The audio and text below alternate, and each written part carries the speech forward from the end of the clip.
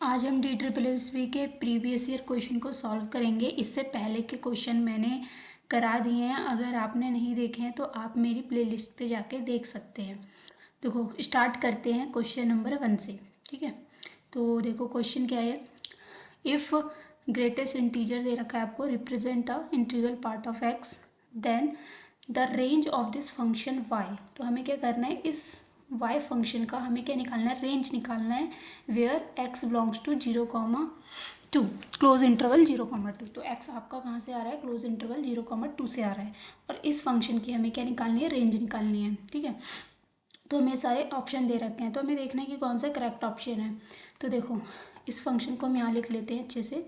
तो x square का greatest integer minus x का ग्रेटेस्ट इंटीजर का स्क्वायर। ठीक है, तो पहले हम क्या करते हैं, देखो एक्स कहाँ से आ रहा है आपका, इंटरवल 0 से 2। ठीक, तो अगर यहाँ पे देखें 0 से 2 में कितने इंटीजर हैं, तो यहाँ पे एक इंटीजर और मिल जाएगा, तो यानी कि 0, 1, 2 तीन इंटीजर हैं। तो पहले ले लेते हैं एक्स इक्वल टू 0। ठीक, जब एक्स इक्वल टू 0 लेंगे तो वाई क्या आएगा आपका, यहाँ पे पुट कर दो, तो 0 का स्क्वायर 0 ही हो जाएगा, मतलब 0 का इंटीग्रल पार्ट माइनस 0 का स्क्वायर, तो यानी कि 0 ही मिलना है। ठीक है, जब एक्स 1 रखोगे और एक्स 2 रखोगे तो इस केस में भी क्या होगा, आपको वाई क्या मिलेगा, 0 ही मिलेगा। क्यों, क्योंकि 1 का स्क्वायर करोगे 1 ही आएगा। ठीक, माइनस और 1 का इंटीग्रल पार्ट का स्क्वायर, तो ये भी 1 ही होगा, तो इसका मतलब ये तो 0 हो जाएगा, दोनों इक्वल वैल्यू आ जाएंगी। जब एक्स इक्वल टू 2 लोगे तब भी आपको वाई क्या मिलेगा, 0 मिलेगा। देखो कैसे, अब 2 का स्क्वायर करोगे क्या आएगा, 4, तो 4 का इंटीग्रल पार्ट माइनस और 2 का इंटीग्रल का स्क्वायर।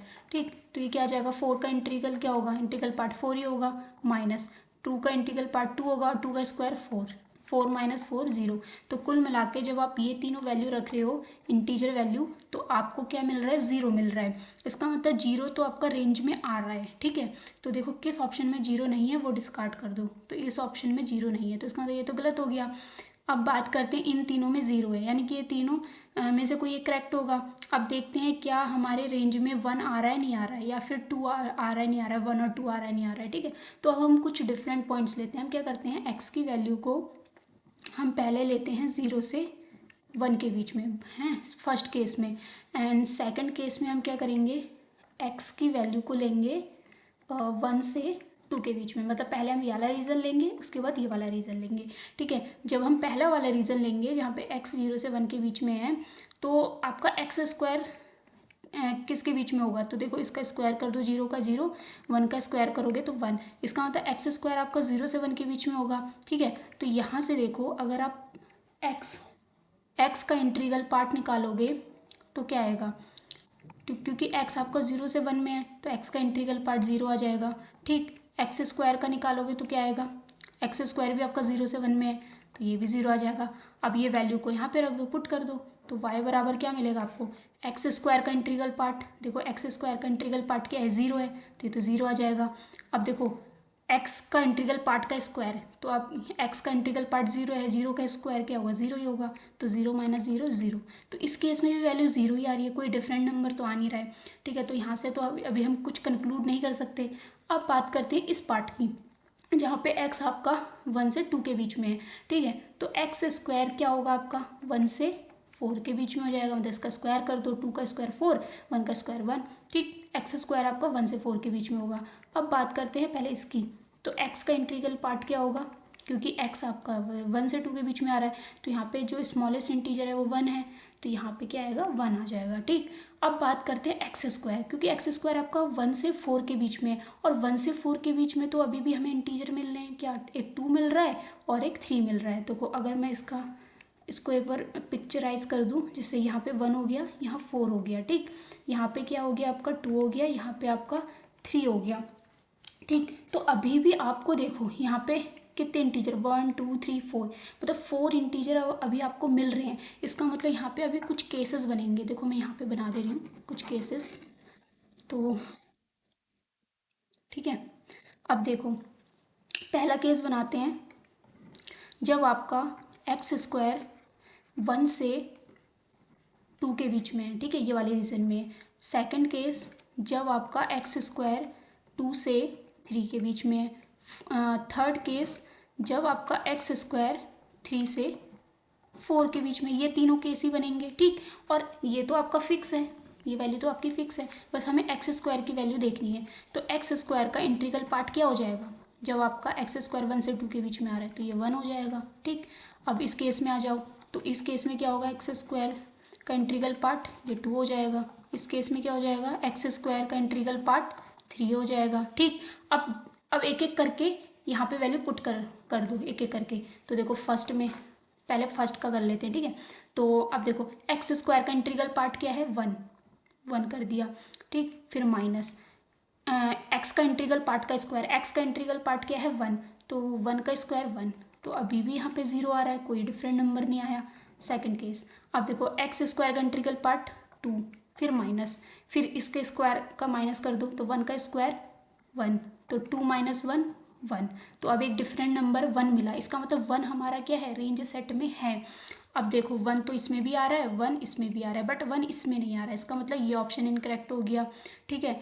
अभी अभी अभी हमारे पास 2 ऑप्शन और हैं, ठीक। अभी हमें देखना है कि कौन सा करेक्ट होगा। अब थर्ड पार्ट में आते हैं। अब देखो एक्स स्क्वायर का इंटीग्रल पार्ट क्या है, यहाँ पे 3 है, तो 3 माइनस, अब इसका स्क्वायर का माइनस कर दोगे तो 1 का स्क्वायर 1 और 3 माइनस 1 क्या आएगा, 2 आएगा। तो इसका मतलब 2 भी हमारा रेंज सेट में आ रहा है, बट 2 देखो इसमें तो है ही नहीं, तो इसका मतलब ये तो इनकरेक्ट हो गया। इसका मतलब ऑप्शन थर्ड हमारा क्या हो जाएगा, करेक्ट हो जाएगा। तो इस स्टेप से आपको इस क्वेश्चन को सॉल्व करना है। अब आते हैं नेक्स्ट क्वेश्चन पे। देखो नेक्स्ट क्वेश्चन कैसे करेंगे, आपको पीएन दे रखा है इस टाइप का, ठीक है। पीएन आपको दे रखा है, इट इज़ डिविजिबल बाय 12, तो ये जो भी क्वांटिटी है वो 12 से डिविजिबल है। Then which of the following is true, तो आपको बताना है इसमें से कौन सा ऑप्शन ट्रू होगा, ठीक है। तो बात करते हैं फर्स्ट ऑप्शन की। तो हमें देखना है कि क्या P1 12 से डिविजिबल होगा, या P4 या P5 या P9। तो अगर P1 देखें तो जहाँ पे भी n है आपका वहाँ 1 रख दो, तो यहाँ पे क्या मिलेगा, 1 1 प्लस 1 और 1 प्लस 2, ठीक है। तो 1 इंटू 2 इंटू 3 यानी कि 6। अब आप देख रहे हो 6 तो 12 से डिविजिबल है ही नहीं, क्योंकि यहाँ पे 12 का फैक्टर तो आ नहीं रहा है, तो इसका मतलब फर्स्ट ऑप्शन क्या हो गया, इनकरेक्ट हो गया। अब बात करते हैं P4 की। अब जहाँ पे n है वहाँ 4 रख दो, तो 4 प्लस 1 प्लस 4 प्लस 2, ठीक। तो 4 इंटू 5 इंटू 6, तो आप देखोगे कि यहाँ पे आपको 12 का फैक्टर मिल रहा है, ठीक है। क्योंकि देखो 6 को 4 से मल्टीप्लाई करोगे तो 24 आएगा, 24 12 से डिविजिबल है, यानी कि ये पूरी क्वांटिटी 12 से डिविजिबल है। और हमसे यही पूछा है कि कौन सी क्वांटिटी इसमें 12 से डिविजिबल है, तो यहाँ पे P4 जो है वो 12 से डिविजिबल है, यानी कि यही आपका क्या है, करेक्ट ऑप्शन है।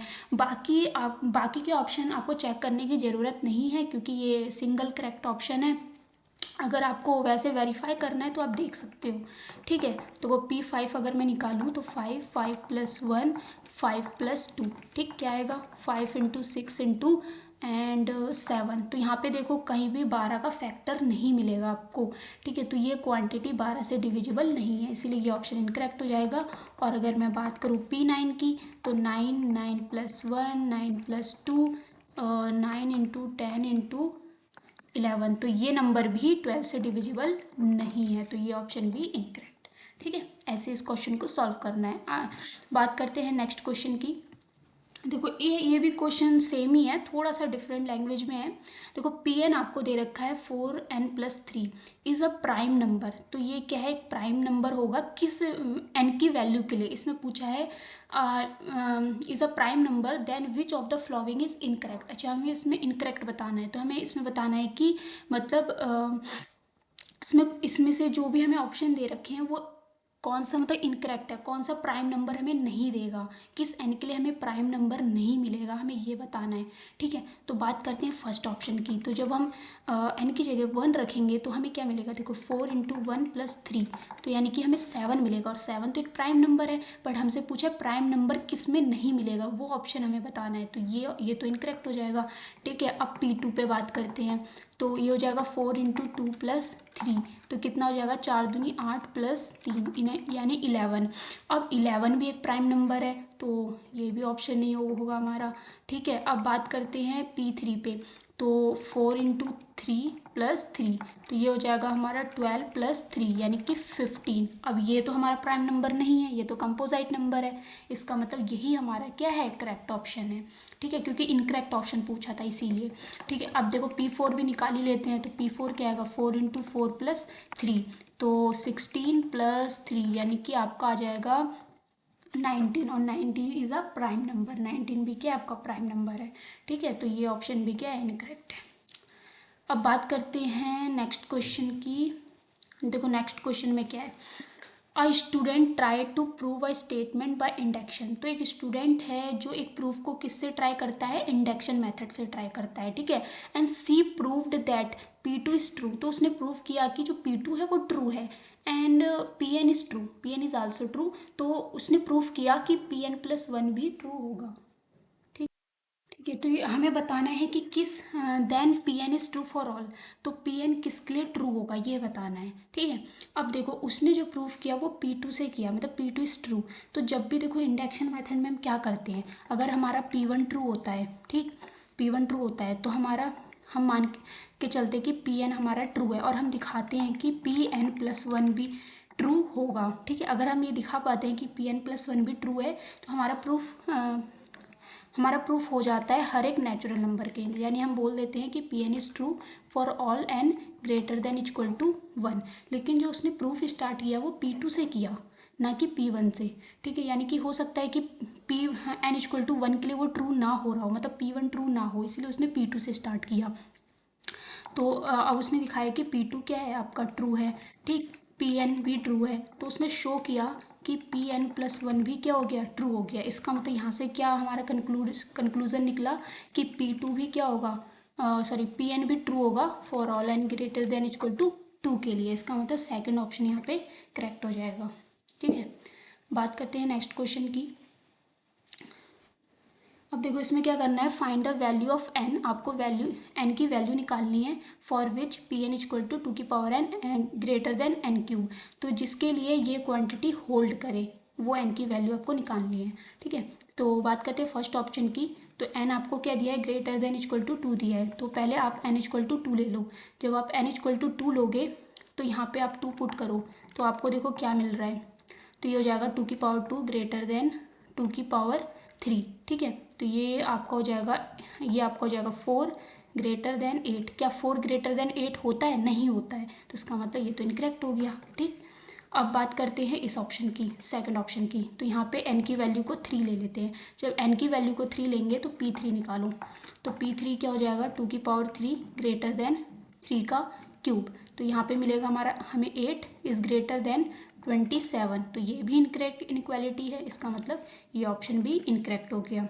अब बात करते हैं n ग्रेटर देन 5 की। तो यानी कि P5 हमें निकालना पड़ेगा। तो P5 निकालेंगे तो क्या मिलेगा, 2 ग्रेटर देन 5 का क्यूब। 2 होता है 32, ग्रेटर देन 5 का क्यूब होता है 125। तो ये भी इनकरेक्ट है। ठीक है, तो इसका मतलब तीनों ही ऑप्शन इनकरेक्ट हो गए, तो फोर्थ ऑप्शन तो करेक्ट होना ही है। अब चेक भी कर लेते हैं। ठीक, तो जब n=10 रखेंगे तो P10 क्या मिलेगा आपको। ठीक, तो ये मिलेगा 2 इज़ ग्रेटर देन 10 ठीक है, तो 2 कितना होता है, ये होता है 1024 इज़ ग्रेटर देन 1000। तो आप देख सकते हो ये क्वांटिटी तो ऑब्वियसली ग्रेटर देन है 1000 से। तो इसका मतलब 4 ऑप्शन आपका क्या हो गया, करेक्ट हो गया। ठीक है, आज का लास्ट क्वेश्चन है ये। देखो लेट Pn आपको दे रखा है इस टाइप का, n² - n+41 is a prime number. ये क्या है, एक प्राइम नंबर है। Then which of the following is incorrect. इसमें भी आपको इनकरेक्ट ऑप्शन बताना है। ठीक, तो आप इनकरेक्ट बताना है तो आप देखो कैसे बताओगे, सेम काम करना है। आपको क्या करना है, P4 को लेना है पहले। ठीक, जहाँ पे n है वहाँ पे आपको 4 रख दें, जहाँ पे भी n है वहाँ 4 रखना है। तो जब 4 रखोगे तो 4 का स्क्वायर -4 + 41 मिलेगा। तो ये आपका कितना आ जाएगा, ये आपका आ जाएगा 16 - 4 + 41। ठीक है, तो ये आपको मिलेगा 53। ठीक है, और 53 क्या है, एक प्राइम नंबर है। तो इसका मतलब, और हमें क्या पूछा है, इनकरेक्ट ऑप्शन पूछा है, ठीक है, यानी कि जो प्राइम नंबर ना हो वो वाला ऑप्शन हमें बताना है। बट ये तो प्राइम नंबर है तो इसलिए ऑप्शन इनकरेक्ट हो जाएगा, ठीक है। अब बात करते हैं P5 की, तो जहाँ पे भी n है वहाँ 5 रख दो, तो 5² माइनस 5 प्लस 41, तो ये आपका आएगा, जब आप कैलकुलेट करोगे तो 25 माइनस 5 प्लस 41 यानी कि 61 आएगा। 61 इज आल्सो प्राइम नंबर, तो इसका मतलब ये भी इनकरेक्ट ऑप्शन हो गया, ठीक। अब बात करते हैं P9 की, तो जहाँ पे भी n है 9 रख दो, तो n² माइनस 9 प्लस 41, इसको सॉल्व करोगे तो आपको 113 मिलेगा, और 113 इज आल्सो प्राइम नंबर, ठीक। इसका मतलब ये ऑप्शन भी इनकरेक्ट हो गया, ठीक है। यानी कि अब एक ही ऑप्शन बचा, यही क्या है आपका करेक्ट है। देख भी लेते हैं कैसे करेक्ट है, तो P41 क्या आएगा, 41 का स्क्वायर माइनस 41 प्लस 41। अब देखो इससे तो ये कैंसिल हो गया, तो क्या मिला आपको 41 का स्क्वायर। अब क्योंकि ये नंबर तो 41 से डिविजिबल है, ये तो प्राइम नंबर है नहीं, कंपोजिट नंबर है, ठीक है, तो इसीलिए यही आपका क्या है, करेक्ट ऑप्शन है, यानी option number 4 is a correct, ठीक है। तो प्लीज़ बताइएगा आपको मेरी वीडियो कैसी लगी, और अगर अच्छी लगी हो तो please like and share subscribe करना मत भूलना। मिलते हैं अगली वीडियो में।